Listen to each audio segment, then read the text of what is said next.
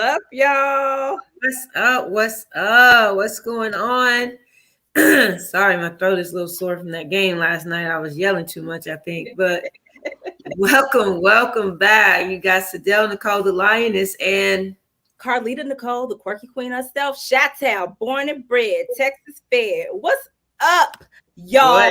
what up? Y'all see, if you can see, I got my quirky queen stuff up there. I got on my number 4 jersey for my quarterback, Dakota Prescott. Sadell, this was like a super crazy week in NFL and in college football. So, I bet. Let me turn that down. And so because of that, this is the deal. We're gonna just dive into this daggone Cowboys game because the haters have been waiting all daggone week. You know what? I'm ready for them. Ready. Okay. So first things first, we lost. Okay. Yes, I know we lost and we lost to the daggone Packers. Yes, but it was Ron. And first of all, y'all, as far as Aaron Rodgers is concerned, since we started those sports chicks, I have always said and felt like when the Dallas Cowboys play Green Bay and Aaron Rodgers, for whatever reason, he has a hold on us. It's like he is our dark cloud. He's not a division rival, anything like that. But whatever it is, Aaron has a hold on us and he owns us, much like he does Chicago. Yeah. And we can't seem to break that hold from him, no matter what, whether we're here in Dallas or if we're in Green Bay. And to me, this time, let me tell you something, Dale. Yo, coach, because Mike McCarthy really frustrated me in his pre-game interviews, et cetera, where he's getting emotional about Green Bay. He's talking about his past memories in Green Bay. He's talking about how he can't wait to get there and see this person and see that person go back to his old stomping grounds.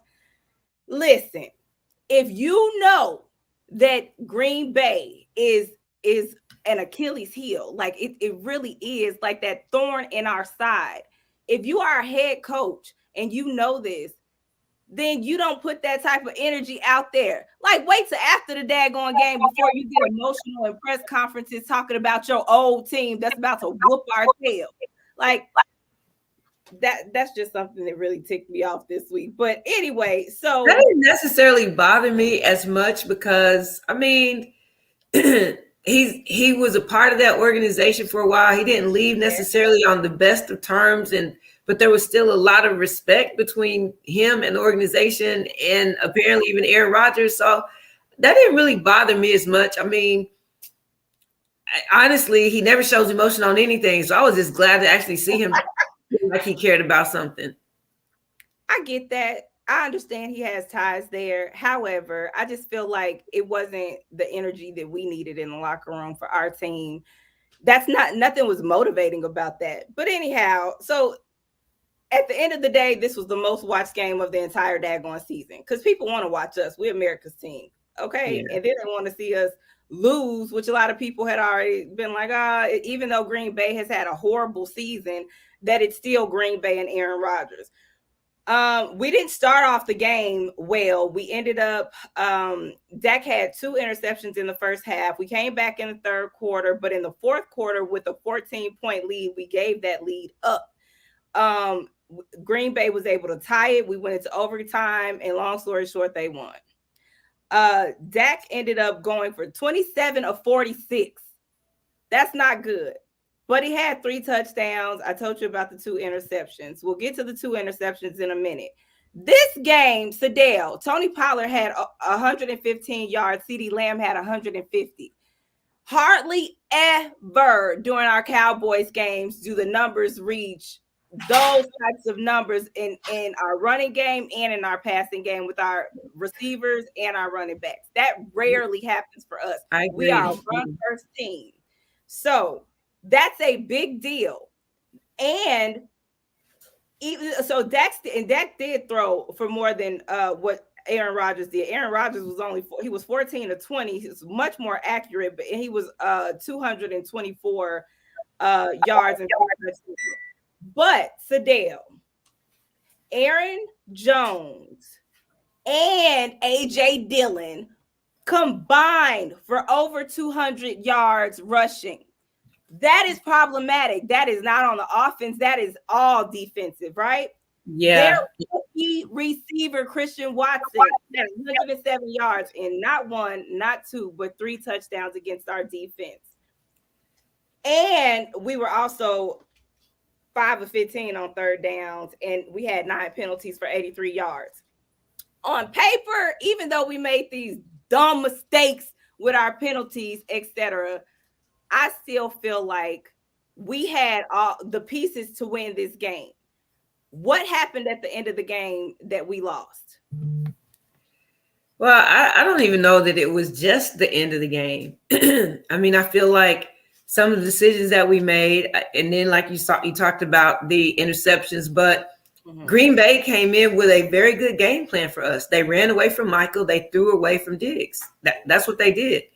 They did. And Micah is having to play every freaking position in the world. He played linebacker mostly, which made it a little bit easier for them to stay away from him because he's already committed to one side, basically. Yeah. Even if he's in the middle, and they a couple times when he went up, the one time specifically when he went in, they just threw it right at the spot that he left because if he's away from the ball, they have a better chance. Right. And we know and have been knowing that our run defense is awful. Green Bay had to win this game. Yeah. And so the thing that Aaron Rodgers does best, they literally limited that. They limited that in order to preserve and make sure they got a win. And that's what they did. They took our power punch away, which is our pass rush.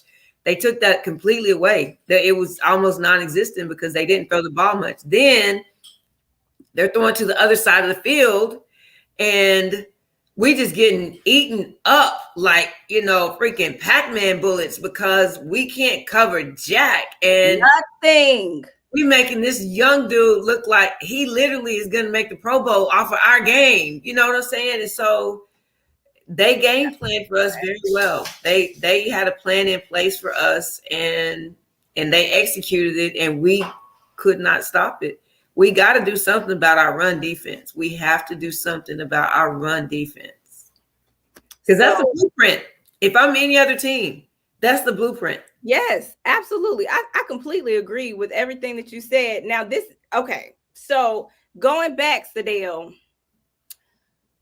we mentioned these 2 interceptions. I told you I was wearing my daggone Dak jersey because I'm not about to let y'all just dog him out. Y'all, can we talk about these interceptions? So for one, he had 2 interceptions with Dalton Schultz and with CD Lamb. Both of those passes, initially, Sadell, when I was watching the game in real time, it looked like, Dak, what the heck are you doing? Why would you throw the pass? The one to CD was not on Dak. And it didn't look like it was on Dak. That's what I was going to say. Right. That's what I was going to say.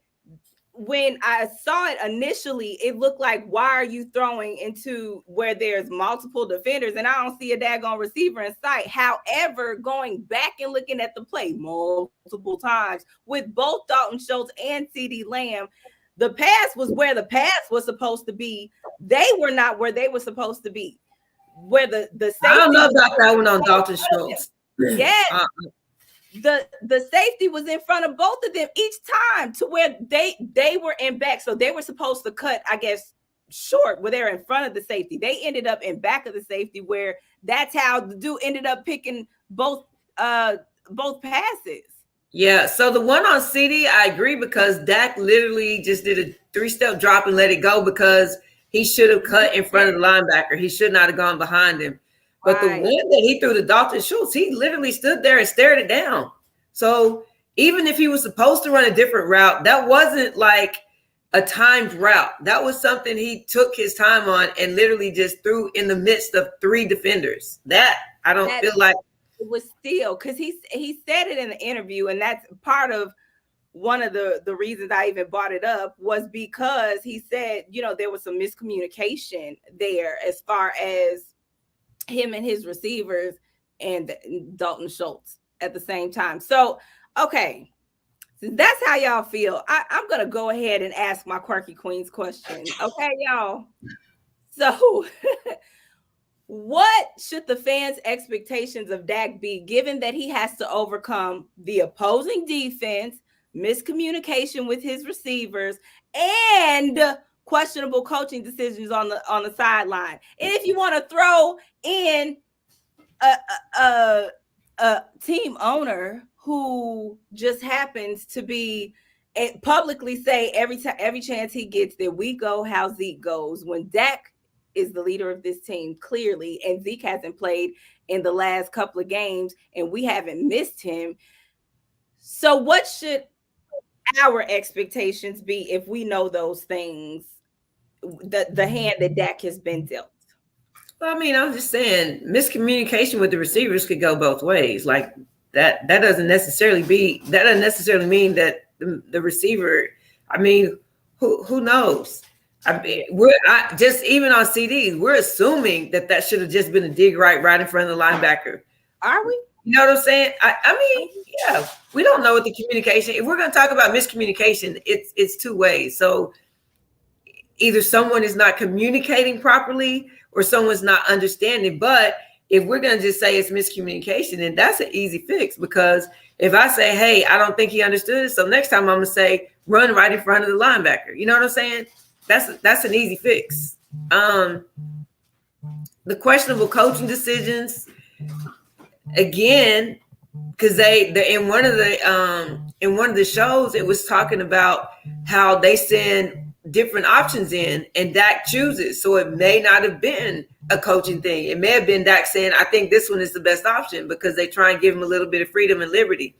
At the end of the day, my thing with Dak is I think Dak is a good quarterback. I do feel like, I mean, his leadership is great. His arm and accuracy, that's never been his strong suit. That hasn't been. So I don't think that's necessarily an expectation, other than let's just, keep the ball moving and keep it out of the opposing team's hands. Dang. That's not so. How I feel about this question, first of all, I think Dak is a great quarterback. I absolutely think he's a great quarterback. I do feel like because of the miscommunication between him and his receivers, and and the coaching, and I feel like those two things like definitely play a factor in his play. Like, for instance, in coaching with Mike McCarthy, overall, Sadell, every week we're talking about our penalties. At some point, we had a rookie line up off sides on like a fourth down. Yeah. Are you kidding me? That's so undisciplined. So at some point, somebody has to say, Mike, you're going to have to be a little bit more firm with your team. You're going to have to reel it in, because there's no reason these professional players should be making these juvenile mistakes the way that they are consistently every single game. That should not happen. So I feel like Dak doesn't have the hand that everybody feels like he's dealt. And if he did, if the Dallas Cowboys said, let me go off and get a number one receiver for Dak, let me go ahead and make sure we have a healthy O-line. That you can't guarantee that, but let me make sure that our defense stays fluid, right? And making sure that our defense can continue doing what our defense does on a week-to-week basis. If Dak has all of those pieces, then you will see him in the MVP discussions, and you will hear about the Dallas Cowboys in the Super Bowl discussions, but those pieces are not all there. I get that. That's my whole point about Dak, is that's why I say he is good, but Dak needs pieces. Dak is not, I'm going to take whatever broken pieces I have and I'm going to make it work. Dak has to have a top receiver. He does. Okay. Now, I do believe that, yes, I do agree with that, because when Amari Cooper, when we got him from the Raiders, bam, like we saw a huge influx in passing production. We did. But I feel like it's still bigger than that. Like it's bigger than Dak's arm. Dak isn't the reason that we're not winning games. He's not No, I the mean reason we're losing games. it's a combination of things. And to be honest, our defense, as great as they are, that run defense is going to be a big problem for us. I mean, and if we can't get that corrected like ASAP right now, then all this talk about we going to the playoffs and doing all this stuff, all that talk can just be gone. I mean, especially with the freaking Commanders beating the Eagles, but if we can't stop the run, we can't stop the Eagles. So we Right. just so it's definitely not all on Dak. And people got to make catches and make plays, but I just feel like the Cowboys, ESPN said the Cowboys receivers are too often running towards routes where they choose, and I agree. It's not, we are not disciplined enough, and that was the one thing with Amari, is that he ran the routes, and he ran the routes, the way they were supposed to be run. So it just makes it a lot easier as a QB, especially a Dak to just have a receiver like that who's going to go up and go get the ball. Whether it's that's Gallup. If Gallup is contested in any way, he is not coming down with that ball. It's not going to happen. If someone bumps him, pushes him off his route a little bit, if the ball is not thrown right in front of him, he's not coming down with it. Okay, what about the consistent, like not getting separation? Like our receivers don't, like especially CD Lamb. Like there's rarely an opportunity like where I see on the field where there's separation from the defense. I rarely see that, and so I'm like, what's going on there? You see it in other teams, like you see, especially on Buffalo, their receivers are always like wide open. It's like how? Because they're getting separation some way, somehow. I don't know what's going on with our receivers. Hey, hey, Doug. Routes and speed, routes and speed, and that's the thing. So if you have an Aaron Rodgers, so think about Aaron Rodgers and his rookie, right? He literally, exactly. That's what that you got to throw your wide receivers open. He's gonna say, "Hey, I'm gonna put this ball up in the air, and you run under it and go get it." Right. So if he didn't have, because he didn't drop some, but he still had confidence, threw it out there the first time, threw it out there to him again, touchdown, threw it to him again, touchdown. I mean, this dude, 3 touchdowns. We couldn't cover him. Couldn't. So it wasn't about him being specifically great. It's just Aaron Rodgers has a way of putting the ball where only he can get it. Y'all. And that's not saying anything negative against Dak. Dak is not Aaron Rodgers. You know what I'm saying? He's not. He's not. And I get that. This is the thing though. Like, I do feel like Dak is doing the best that he can with what he has, because at the end of the day, he's not a coach, so he's not making these decisions on 4th down, and he's not making these decisions in the 4th quarter that is idiotic. He's not the reason why we're getting offsides calls in the most inopportune time. But I do think that the latter part of the season, like I really do feel like we'll be able to see more of who Dak is, especially if we are able to get a number 1 wide receiver. At this point, do you feel like we should go after OBJ? Yes. No questions asked. Absolutely. I mean, we need and even if we can't get him, we need a top receiver. We need somebody who can go and get the ball. We need somebody who can exactly, and he's faster. That's what I'm saying. Speed. That's how the separation comes. Running good routes and speed. And we're not as fast as they are. CD has good breakaway speed once he gets the ball, but we don't have receivers that are as fast as some of these other guys in other teams. You're right. Okay, so when we play Minnesota next week, what does that look like to you? Is that a win game, or is this like Minnesota's about to put us in our place? honestly, if I'm Minnesota, I'm gonna follow the same pattern that Green Bay just did. I I feel like I do feel like we should win the game. I mean, I still feel like we should win the game. I do. But it just depends on their game plan. If they come out and they decide, hey, we're gonna run this ball down their throat, because Aaron Rodgers didn't really start throwing the ball until they were 14 down. Like he really didn't. And even then, Yeah. when they scored, they never really went away from the run, which is something that is baffling to me that we continue to do. When the run game works for us, we'll get to a point where we get arrogant and feel like we got to throw the ball more. But they never really completely abandoned the run game.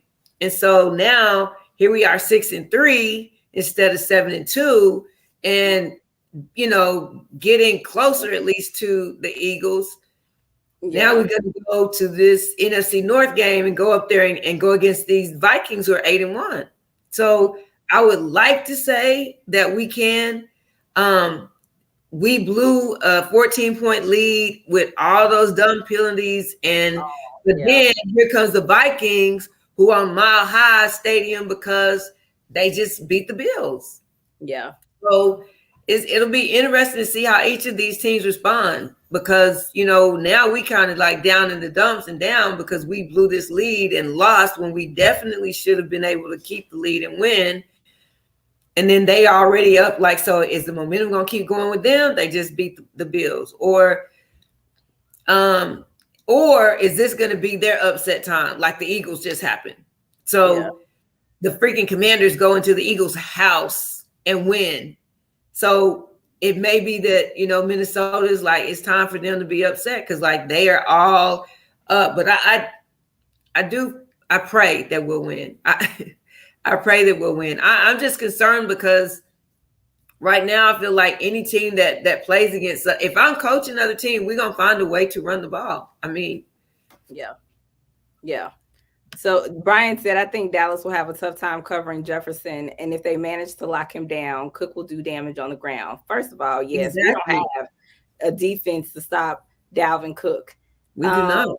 And between him and Alexander Madison, like that does scare me. But we also, like, Justin Jefferson is on pace for a 2,000-yard season. So first of all, that's stupid. Okay. Like, you've never heard that ever in NFL history. So that in and of itself is like, who gonna stop Justin Jefferson? Who? And I love Trayvon Diggs, and I think he's one of the best in the league. But when it comes to Justin Jefferson, first of all, okay. So while we're on the subjects, Fidel, we're just going to go ahead and skip to these couple of games that we need to talk about real quick.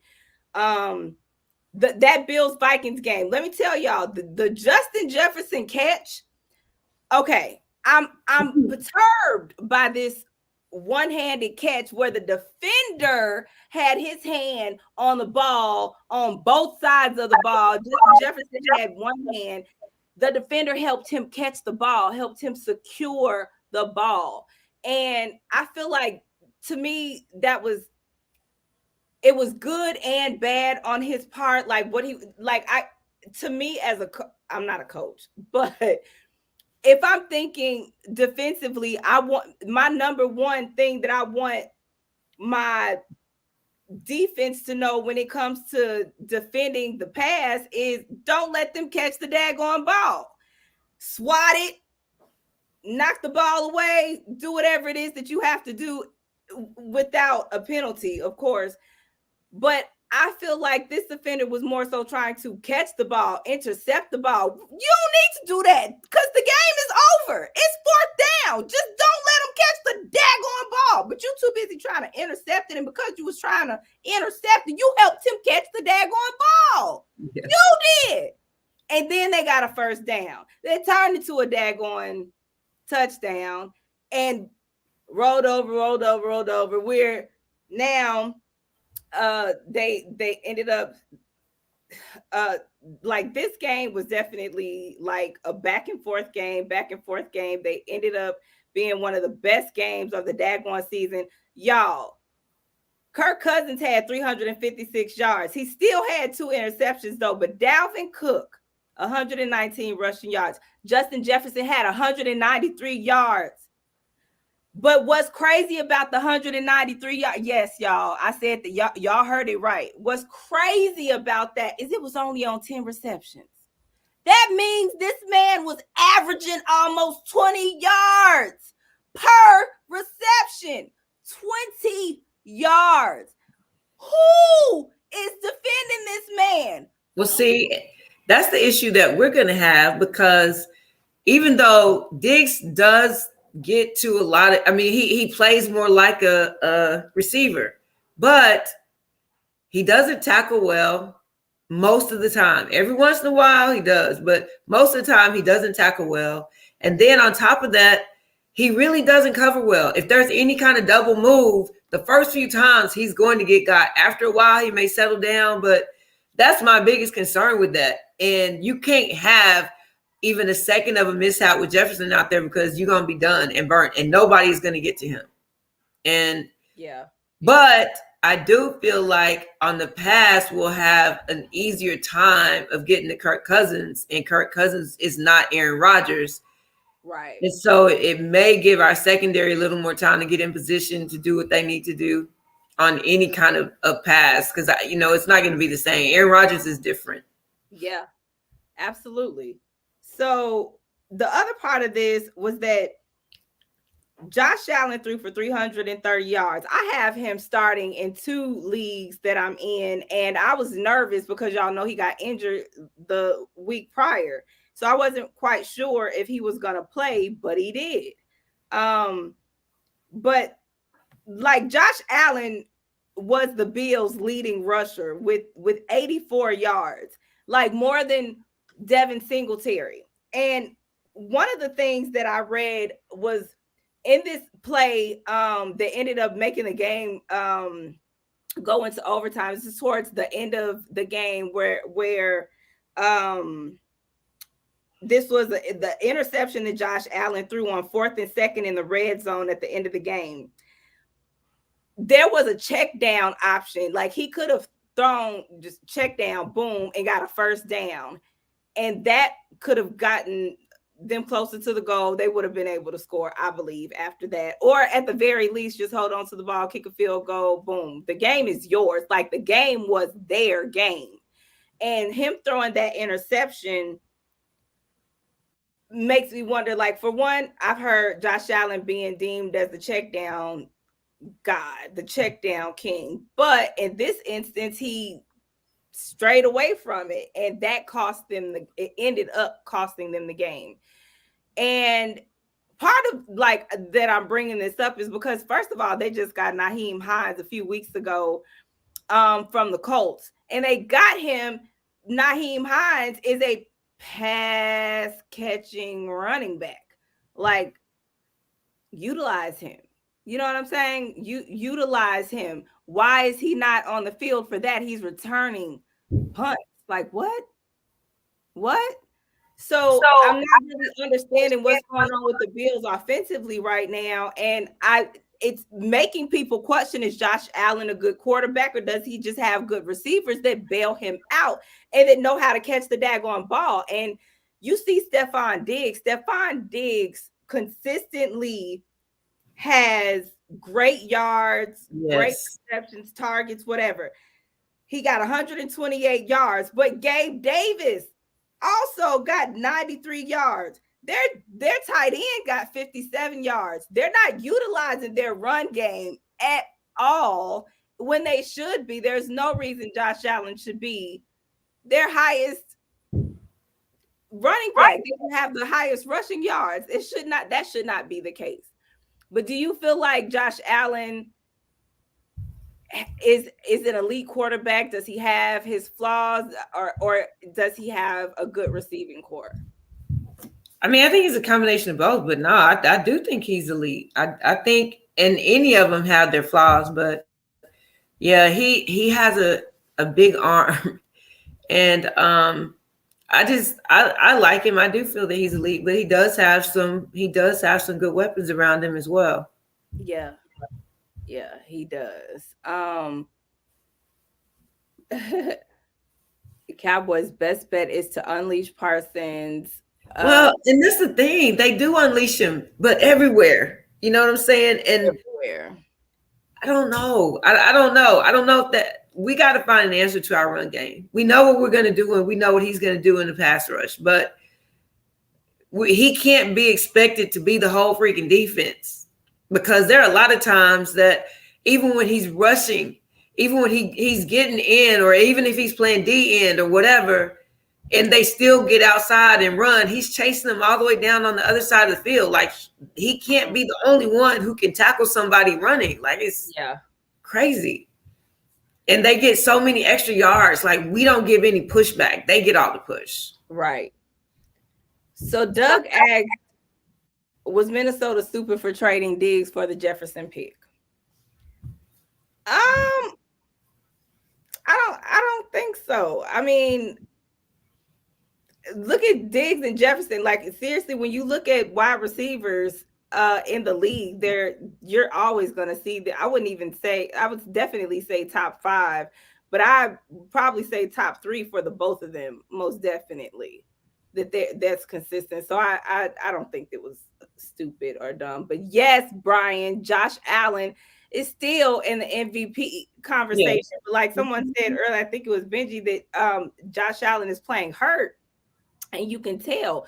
Yes, we know he's playing hurt, but see, Josh Allen is one of those tough quarterbacks. Like, he's one that'll take a licking and keep on ticking. And it's like, what's that saying, Sadell? You're a coach, that if you're playing, then you're not hurt. If you don't play, then you are hurt. Something like that. I don't know that saying. But if you're playing, then you ain't hurt, because you out there now. You gotta. And I feel like Josh Allen is one who doesn't make excuses. Like, he's one that will carry his team on his shoulders on his own, just like Lamar Jackson. However, he does not have to do that. Josh Allen does not have to do that. He has weapons around him to where he could utilize, but that just does not happen consistently. So I still think that he's gonna be in the MVP conversation. I'm not counting the Bills out. I think he's had a rough couple of weeks, but I do think that we'll see, Josh Allen continue to get better. Yeah, for sure. So the other game, real quick, that I was going to mention, of course, was the Eagles and the Commanders, because how the heck did the Washington Commanders beat the Philadelphia Eagles? Listen, y'all, let me tell y'all. In Philadelphia. But let me tell y'all, who knew that was going to happen was me, your girl, the quirky queen.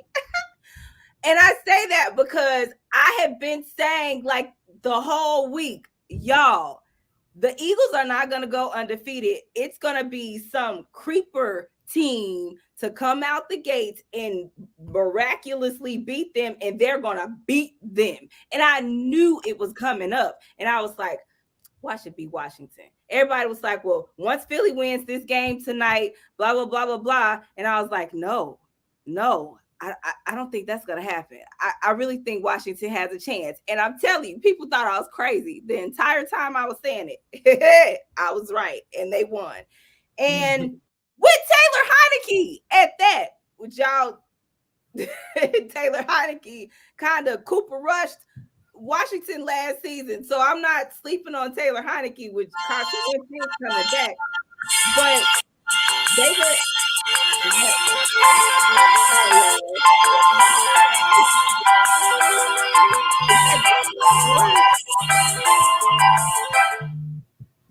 What? Okay. You got it? I don't know what that was. Okay. It's cool. But throughout the game, Washington stayed on their necks. And I'm just wondering, like, Washington had over doubled their time of possession. It was crazy. Excited to break out with you're going to it between every play. This is the first carry for. Okay. I'm just trying to make sure I didn't like push up anything. Okay, but at this point, when you see, just like we were exposed for not being able to defend the run, now Philly has been exposed where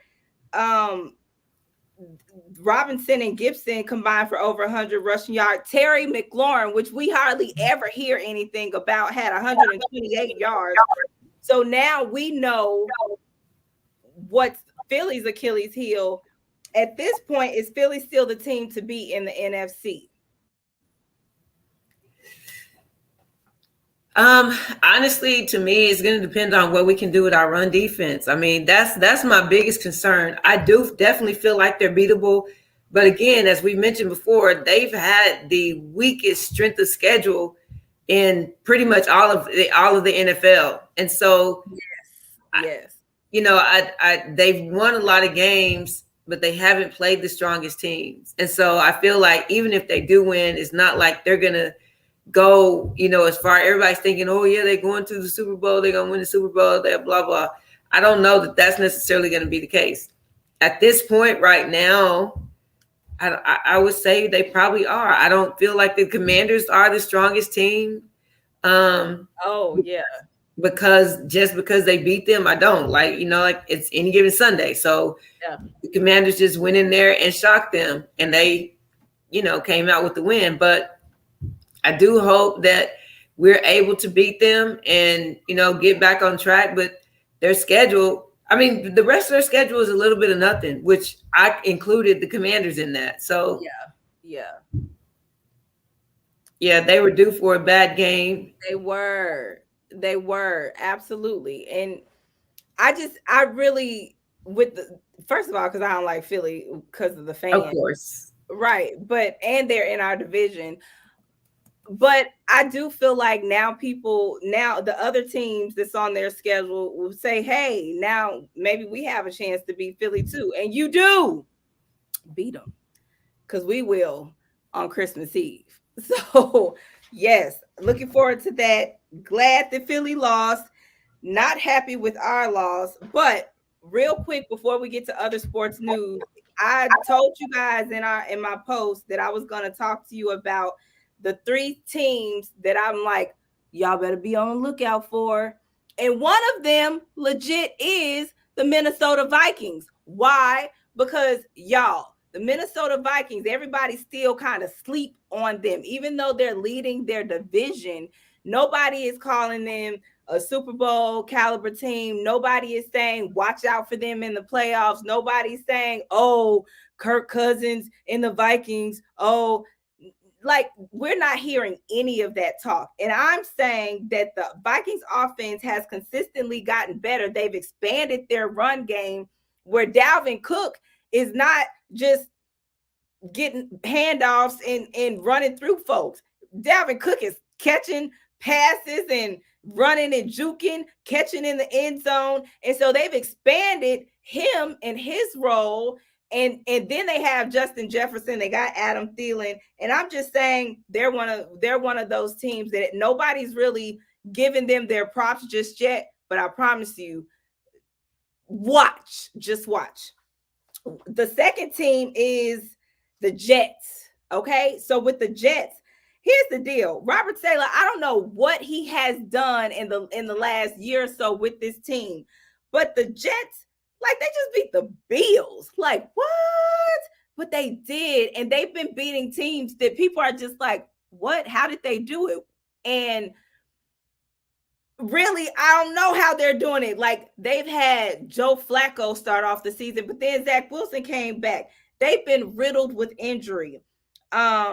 However, for whatever reason, they're still able to win games. They got a great coach, and for whatever reason, Robert Saleh is building this team up and pushing it together, and they're able to win. So great job with them. My third team to look out for are the Chicago Bears, my hometown team, because at the beginning of this season, the conversations with the Chicago Bears was completely different. At the beginning of the season, if y'all recall, there's plenty of times I said it. I know Sadell said it, like, somebody get this man Justin Fields some help, because he was constantly on the ground. And I remember saying, this is not sustainable.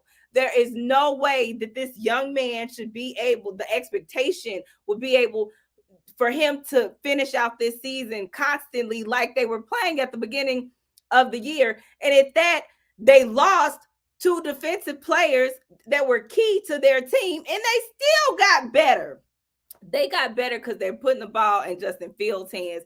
And y'all better watch, because Justin Fields in the last 5 games is the #1 rusher in the daggone league. Not a running back, but a daggone quarterback. So keep in mind, pay attention to these teams, because they're sleeping and they're creeping, and everybody's sleeping on them. Y'all better watch. Okay, Sadell, what you got for other sports news? Oh, you're muted. You're muted.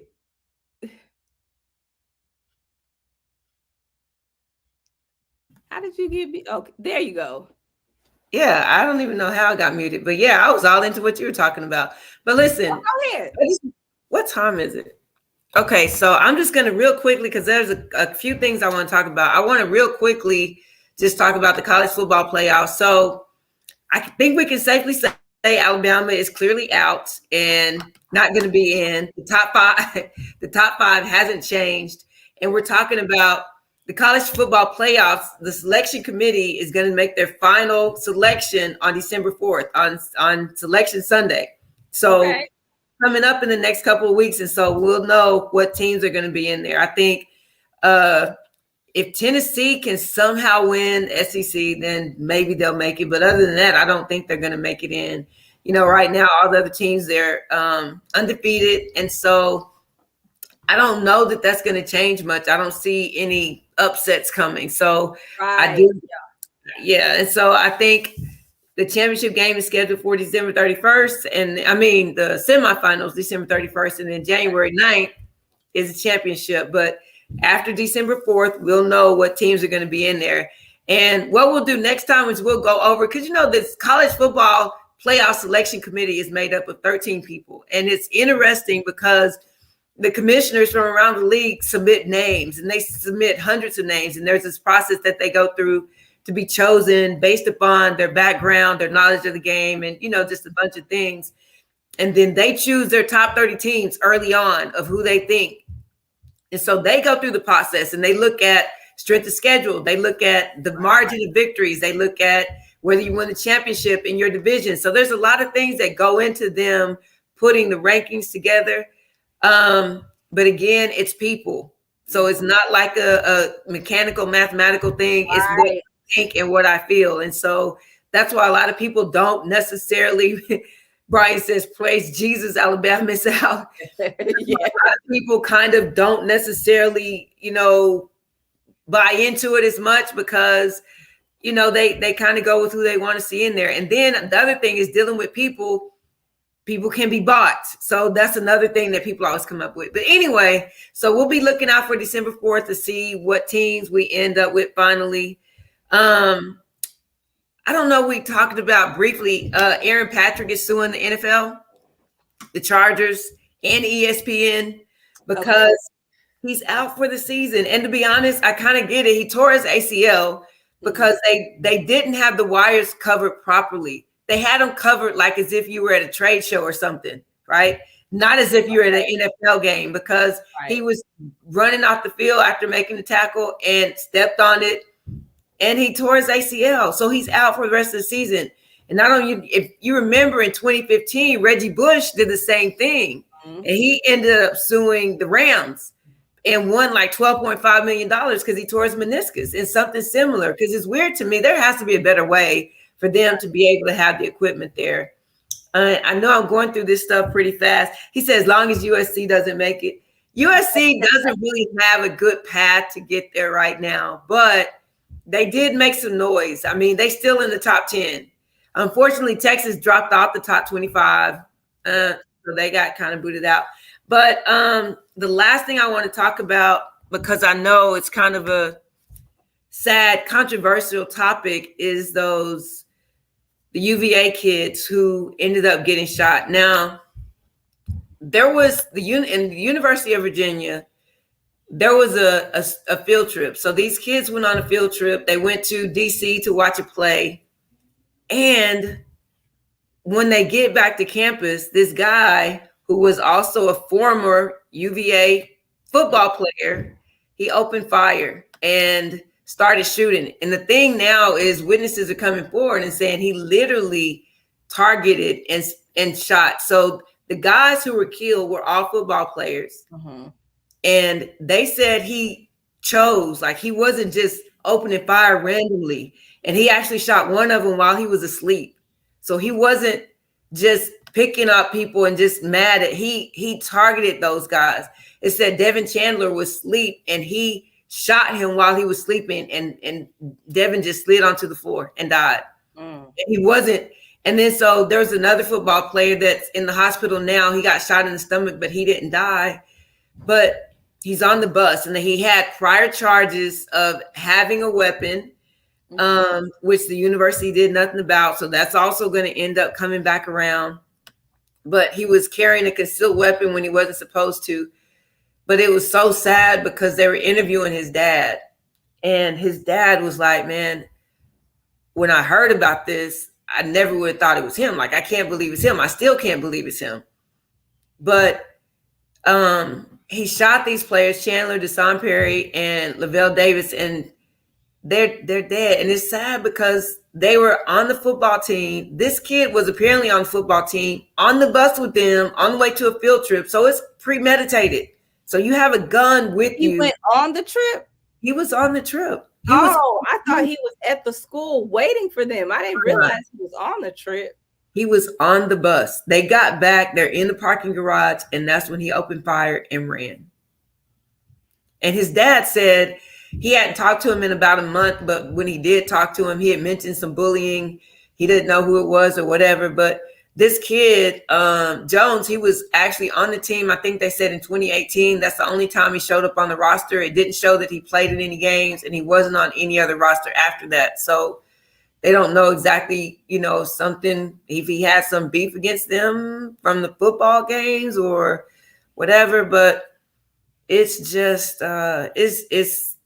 it's really sad and unfortunate. And they said that this guy had been eyed, and I don't know what they meant by that, but they said there were other gun and hazing probes that they're looking at that he may have been involved in. But they said the guys who he shot were role models and they had a lasting impact, and that his son was, the dad was saying how his son was just paranoid and people were picking on him. But it's just sad to me because these young guys, like, they just, some have no regard for life.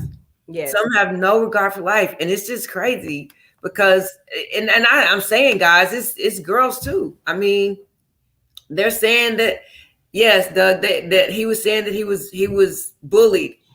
And even with that, it's sad to me that all of this killing just continues to keep happening. Today at school, we had some kids. I'm walking down the hall, and they're like, "Where you go? Where you go?" Like they going from door to door trying to find somebody, and I'm just like, man, go somewhere else. Like, just find something else to do. And so we had one kid in my class.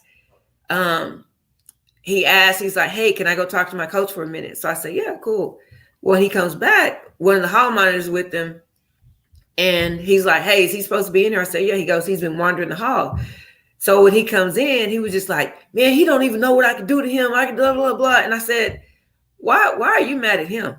I'm like, because you told me you were going to your coach's room, but I just literally came back and I went to the bathroom, and then he saw me talking to this female. Stop. Like, they have no accountability. And I'm not saying all of them, but I'm saying that's a lot because everybody else is wrong. So if something happens, then I got to lash out to everybody else because, you can't talk to me like this. You can't do this. And it's not just fighting anymore because I'm not going to fight you. I'm going to try and shoot you. I'm going to take your life, not realizing that I'm taking my own life too, because I may not die, but my freedom is going to be gone. Right. And so it's so hurtful to me. It's hurtful, this whole incident, because these kids deserve to live. You know what I'm saying? Like, you're on a field trip to go to Washington, D.C. to see a play, and you chilling, and the last thing you thinking about is dying. Right. You get back to the school, And exactly, people don't know. They don't even want to know. They don't want to know. They're not trying to fight. No. But you get back to the school and then you open fire. And then the fact that, I mean, there were like, I think they said 25 kids or so on the bus, and only 4 or 5 were even shot. Like, and that's what they were saying. Like, he targeted specific people. And so maybe it was that he was being bullied by them, which is another issue in itself. You don't know what people are going through. You don't know what their mental state is, and you can't choose how they respond. And so it's just a sad, unfortunate thing. And I hate it. I hate it. And it made me sad hearing about it and reading about it. And now all these families are going to have to go through this and grieve. And then now Virginia's trying to decide, are we going to even have our last game? I mean, it's just a lot of unnecessary hurt, and it just, I don't know. But yeah, Doug said that's terrible. It hurts my heart. It does. It bothers me a lot. I hate that. Absolutely. That's something that when I saw it, I'm like, what? All football players? What kind of shooting was this? And apparently I didn't see the part that he went on the trip. And that was just released just a little bit earlier today. Like, initially they were just saying it happened, but then today it said the shooter was actually on the bus with them on the trip, because he was a student at Virginia as well. Yeah. It is super unfortunate, and it makes me as a parent, you can't not think about your children's safety when it comes to where they are at school or on a school trip, students taking the bus, whatever the case is. And I just feel like it's frustrating, but what can we do? Like, I don't know what you can do besides tell your kids to always be aware and treat people nice. But even then, like, bad stuff still happens. And this was so unfortunate and unnecessary. But I don't know what other ways it could have been prevented if nobody knew what this young man's true mental state was, if nobody knew what was really going on. And that's why I do tell people it's okay to seek therapy. It's okay to seek help if you don't know what you're feeling, what's going on in your mind and your body. Find a doctor, find somebody to talk to, so that somebody knows what's going on with you. Because clearly, like, this young man, he may have told his father, but his father wasn't sure to what extent this was. And that's why when it comes to bullying, like, this is a grown man that this happened. You don't know how your words may affect somebody positively or negatively. So you do need to watch your words and pay attention to how people receive them, because that matters. So yeah, this whole situation has been unfortunate and sad. And said that Virginia, they canceled Saturday's games. I know they had canceled classes. My heart goes out to these young men, their families, the students at UVA, the staff. I can't imagine, like, as a parent, if I would even feel comfortable sending my student back, even though I understand it's an isolated incident. I still wouldn't feel comfortable at this point sending them back. I'd be like, come on back for the end till the rest of the semester. And yeah, and then to be honest, I feel sad and pray for this kid and his dad.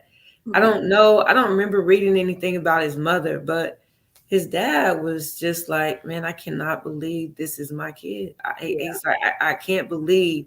And I mean, how do you even respond to that? You know what I'm saying? How do you respond to that kind of news?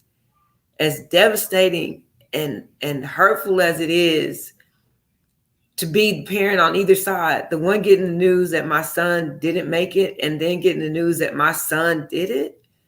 Like, all of that is crazy. I just can't imagine. And it's just so crazy and disappointing. Absolutely. Do you have any other stories? Well, we have a little bit more time. We couldn't talk about Kyrie. So Kyrie, they say, Ooh. might be back by Sunday. Ooh. They said he might be back by Sunday.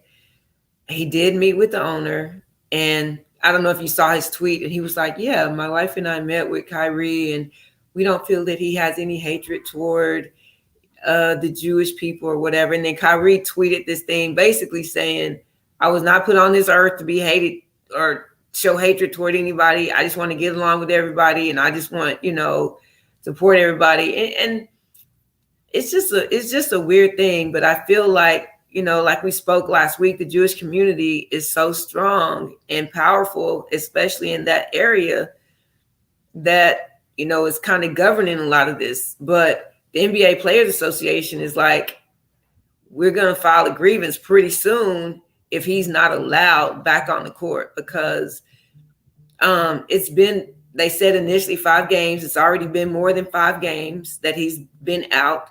He's itching to get back on the court. And all of those demands, I mean, he issued the apology. He met with the owner.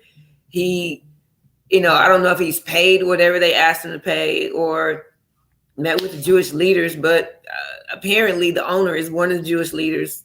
So I don't know, but it's going on. And so the NBA Players Association has said that if he's not back on the court, that they're going to file a grievance because they verbally do not agree with the punishment and not even just the punishment. They don't agree with the requirements for him to get a list of demands. That's what it is. That's exactly what it is. And it's a lot. Like it's too much. It's crazy.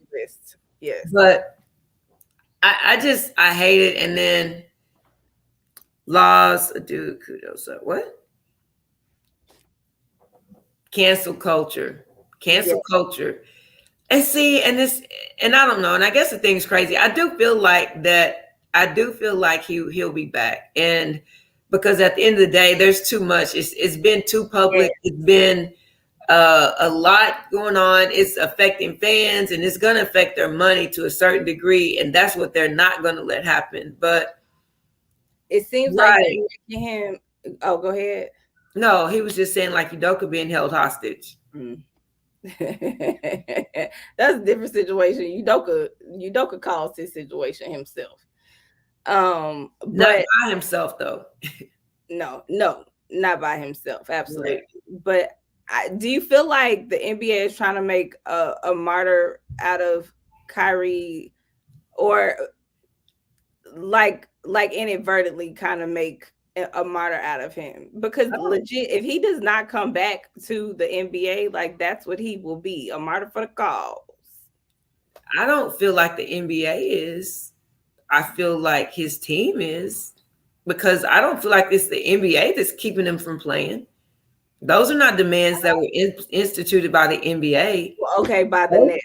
Okay. Those demands were instituted only by Brooklyn. The NBA didn't say he had to be suspended for it and basically grovel and crawl on his knees and kiss somebody's ring and all this stuff. The NBA didn't say that. That's what the Brooklyn Nets are requiring him to do. Brian, what? Man, if I go anywhere. I don't even care if he goes to Lakers. Go somewhere. The Lakers like that kind of drama. They love it, but it's not even drama that he's self-inflicted. Like that's what I'm saying. If I'm Kyrie, I would go to the Lakers. I would go anywhere. I would go anywhere away from Brooklyn. Yeah, I wouldn't want to stay in, especially after the whole vaccine and COVID situation. Yeah, I wouldn't want to be a part of that. Okay, so before we get out of here, I do have to give a birthday shout out to my dad and aunt's dad. Happy birthday, fellas. Happy birthday. Yes, I hope you guys have a wonderful birthday. I did my daddy's birthday post. I hope you saw it. Now I get to call him and bless him with these marvelous vocals. So, happy birthday, and yeah, you guys enjoy your day. Thank you guys so much for tuning in, though. Thank you, and we love you. If no one told you they love you this week, just know that we love you and we really mean it. And we'll see you again next week. Peace out. See you guys. I know. My bad, y'all.